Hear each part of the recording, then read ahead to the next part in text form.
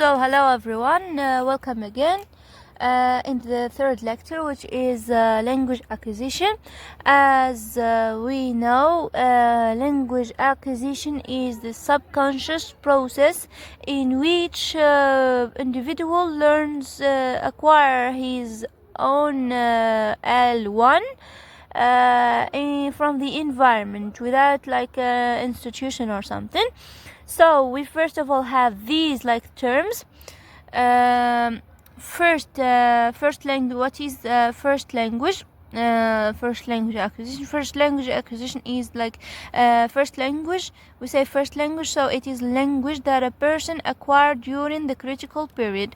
The critical period age between like 9 to 12. 9 to 12.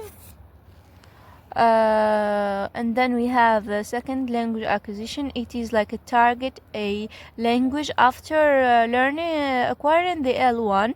It is or we say it is L2. Any language that you learn or acquire after the critical age period. Foreign language. Also foreign language is the language that is not mentioned, for example, in the legal or in the constitution, Algerian constitution. For example, English only used in school globalization, in school because of globalization. And we say foreign language, any other language that is not mentioned in the constitution. في الدستور كاين مجموعة من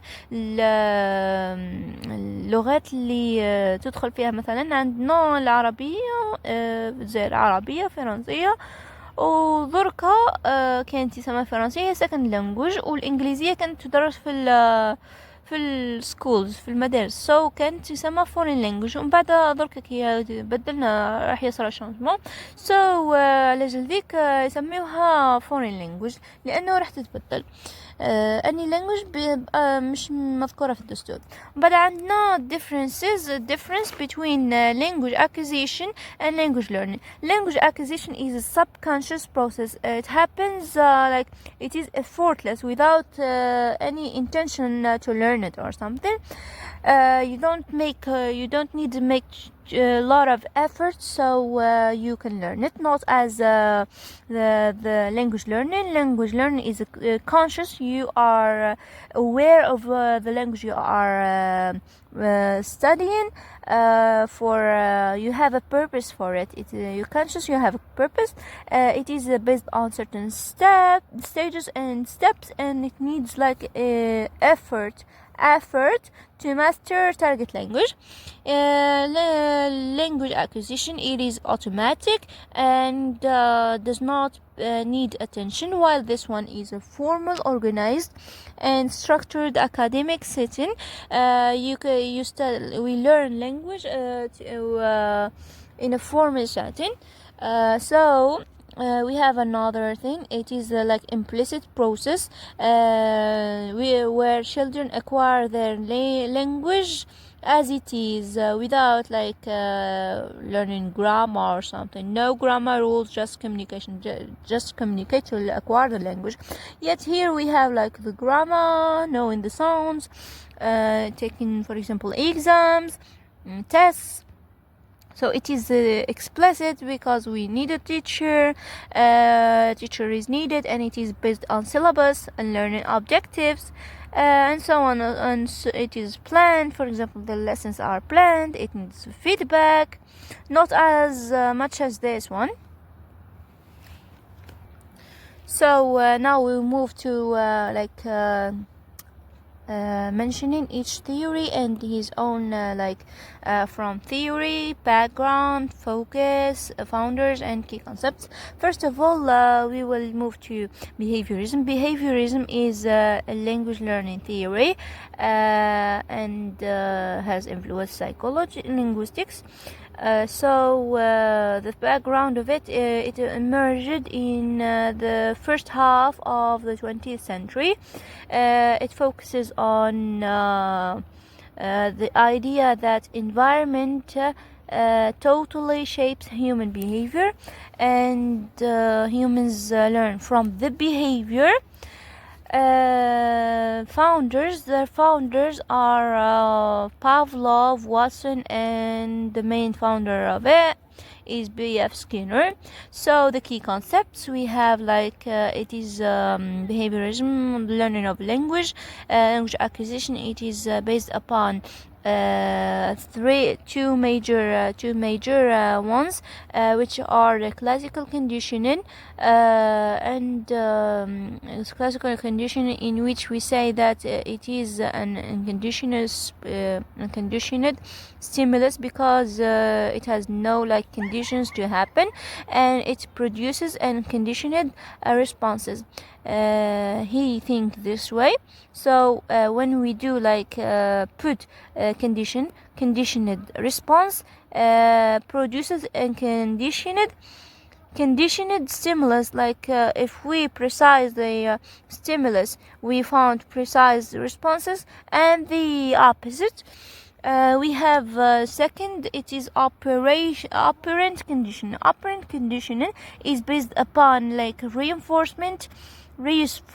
So we reinforce the idea by positive or negative by punishing, and correct positive punishment by correcting, and positive behavior shall be encouraged by rewarding. So we reinforce positive reinforcement. We reinforce that positive behavior by giving a reward, and the other one we're giving a feedback, we correct, and we give a punishment. And also errors are not allowed in behaviorism. They are not benefit. They not allowed, and you need to correct them in that moment. Another thing is cognitivism. Cognitivism, it has appeared as a reaction to behaviorism. It focuses on the inner mental processes, saying that human behavior is a result of thinking and environment. Thinking mental processes. The main founder of it is Jean Piaget, actually, not as others say he is Chomsky. Jean Piaget came with to continue the mentalist theory, and there is certain stages in his writing. Piaget wrote stages of cognitive development in children, and Brunner and Ulrich Nieser. According to that, we have certain other key concepts as thinking. As thinking, it is a mental process in which we think, we solve problems, we process information. Comprehension, we comprehend, we generate ideas, we solve problems. Decision making, take decisions, and etc. These kind of definitions, you can define it in your own way. We have reasoning. Reasoning is making things using decision making, for example, or making something according to logic based on existing or new information. And these are some other alternatives, key processes, key concepts in cognitivism, because we know that cognitivism says its language can be acquired through mental processes, cognitive mental processes, as attention, perception, reasoning, human reasoning, we said, problem solving, decision making, memory, short-term memory and long-term. That's it. So mentalism, the definition between the difference between mentalism and cognitivism. Mentalism says it language is entire. They have neglected. By the thought of mentalists, they said language is acquired through mental abilities, and they neglected the role of environment and mentioned just only one mental process, which is the language acquisition device capabilities that human are born with. Yet cognitivism says that language not fully neglect the environment. يعني they have said or declared that even environment is really important in learning or acquiring the language.